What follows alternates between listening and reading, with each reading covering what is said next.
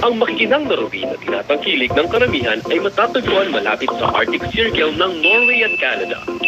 Bakit mo gugustuhin pumunta sa other side of the Earth's Antarctic para lang marating ang biological world of ruby? Yan ay marahil na pag-alaman ng mga eksperto na sa napakalawak at nababalot ng yelong karagatang ito, matatagpuan ang mapupula at makikinang na ruby Antarctic ice krill oil. Ngayon dadalhin namin kayo sa Norwegian icebreaker to learn about the unknown legend and mystery of Antarctic ruby.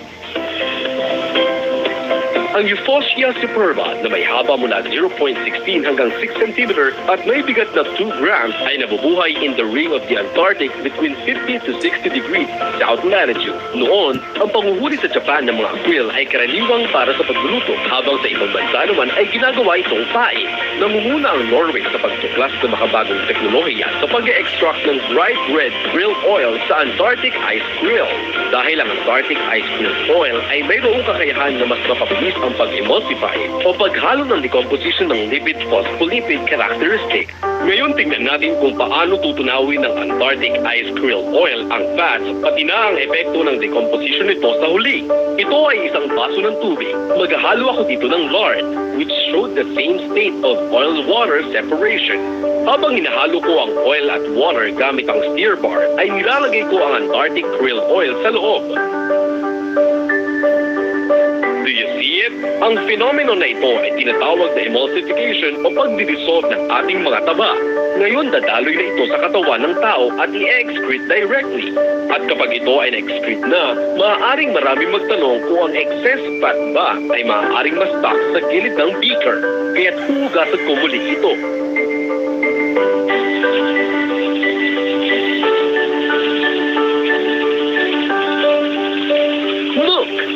Narinig niyo ba yun? Yun ang tunog ng isang malinis na beaker katulad nito. Tignan nyo! Ito ay transparent water juice na may nakabarang napakaraming taba. Katulad ng hyperlipidemic blood vessel na madaling nababarahan na nagiging sanhi ng pagputok ng blood vessel. Pagkatapos tunawin ang Antarctic ice krill oil sa phospholipid structure sa tubig, ilagay ito sa loob ng tube. Matapos ang tuloy-tuloy na pag-dissolve nito, pansinin ninyo na dinadala lamang nito sa loob ang Antarctic ice krill oil habang tinatanggal ang oil sa blood.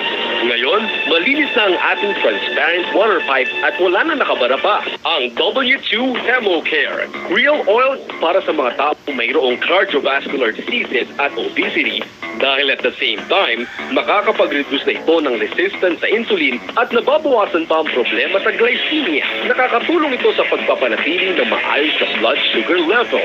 Para ka na lang nag-avail ng doubling insurance, ito ay real treasure para sa ating kalusugan.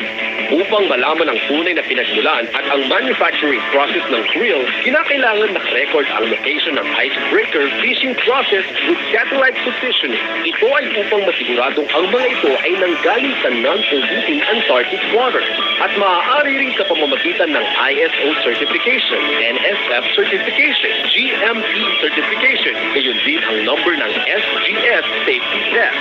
Pansin niyo ba ang mga taong may hilig kumain ng junk food ay sila rin ang mga magaganang kumain? At ang mabibilis magutom? Ito ay dahil ang palagian nilang pagkain ng high-calorie food ay maaaring nagsanhi ng inflammation sa kanilang pancreas. Kapag tumagal ay maaaring maging diabetes. Isa ba itong babala? Hindi. Kapag ang nutrition mo ay hindi balanse, magkakaroon ka ng pakiramdam na kahit gaano karaming tubig at pahinga ang gawin mo ay tumataba ka pa rin. Mayroong bad kinds of food. Ito ay mga saturated fatty acids or trans fatty acids or delicate fatty acids. Ano naman ang good food? Napakaraming good food pero bihira nating kainin. Hindi rin naman advisable na kumain ito palagi. Katulad na lamang ng krill oil na isa rin sa maituturing na good food because of its fatty acids. Ito rin ay mabisang antioxidant. Ano nga ba ang antioxidant? Kung sa pagpapaganda, ito rin ay nangangahulugang anti-aging. Halos itinuturing din na anti-inflammatory ang anti-aging. Kaya't kailangan natin kumain ng antioxidant food. Aging. Makikita nating nililinis ang kitchen with oil every day, every month, or every end of the year at nalilinis naman ito ng mabuti. Sinasabing mas lumilinis pa nga ito with the accumulation of these oils. Katulad na lamang ng oil na nag-accumulate sa ating dugo araw-araw, once na ito ay nag-accumulate in a considerable degree, maaari itong maging sanhi ng pag-lose ng body shape at pag-block ng blood vessels. Dati, pa nag-squat ako at tatayo, mahihilo na lang ako at sumasama na agad pakiramdam ko. Kaya dinadala agad ako sa ospital para magpatingin. Yung health report yung kinakatakot ko palagi.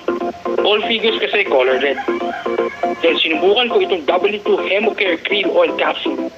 After 2 months, pa-check up ulit ako. Nung nakita ko yung health report, gumaan talaga ang pakiramdam ko. I cannot compare myself with young people. Kailan lang, hindi maganda yung pakiramdam ko sa aking physical condition. Nung lumabas yung result ng check-up, may 3 bagay akong kinakatakot. Una, yung triglyceride ko ay masyadong mataas. Yung cholesterol level, pati na yung blood pressure. Iniisip ko rin kung bakit naninikip yung dibdib ko. Siguro, masyadong mataas yung triglyceride. At maaaring yung blood sa blood po is very thick. Pero sasabihin ko sa inyo, after kong i-take itong W2 Hemocare Krill Oil Capsule, then napaka... As you can see on this data, 65 years old na ako. Yung 3 hyper ata like hypertension, hyperglycemia at hyperlipidemia nasa akin na. Sa tuwing naririnig ko yung sound na yun, natatakot na ako. Pero after kong i-take ko for more than just a month, I feel better now.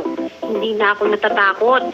Alam niyo ba, sa age ko ngayon, mahirap nang pumayat ng ganito.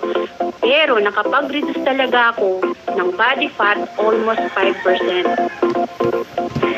Paano nga ba ang tamang pagpili ng krill oil? Bakit yung krill na nabili ko sa store at sa internet ay parang hindi naman effective?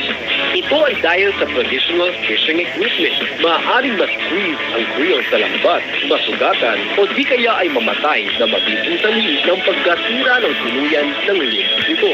Masasayang pa ang oras ng pagpunta sa factory malapit sa port. Sinasabing mayroong higher rate ng degeneration ng shrimp, samantalang ang Norway ay ang nag-iisang bansa na may batas na nagbabawal sa paghuhuli ng shrimps. Pero hinahayaan nila ang living krill to be stocked quietly along the water to the ship. Kaya naman ang blood phospholipid activity ng krill ay mas clear, stable, at mas visible ang bright red color nito. Ang Norwegian krill oil ay superior in quality and blood purification among other countries, kaya naman dapat itong gamitin in recommended amount. Kung bumalik na sa normal ang iyong blood pressure, i-adjust na lamang ang dosage ng pag-inom upang maiwasan ang sobrang pagbaba ng dugo. Ang W2 Hemocare Krill Oil ay isang magical treasure na nakakapagpababa ng oil ng sugar level. Sa unang pag-inom pa lamang ng Antarctic Krill Oil, nalalagpasan na nito ang halos 7 hanggang 8 health supplements.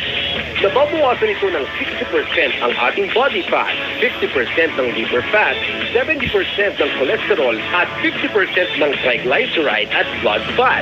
Ngunit dahil sa napakaraming imitation, everyone is advised na bumili ng produkto na mula sa Norway dahil ito ang tunay na effective.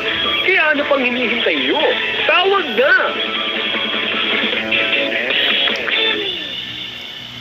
Mahalagang paalala, ang W2 krill oil ay hindi gamot at hindi dapat gamitin panggamot sa anumang uri ng sakit.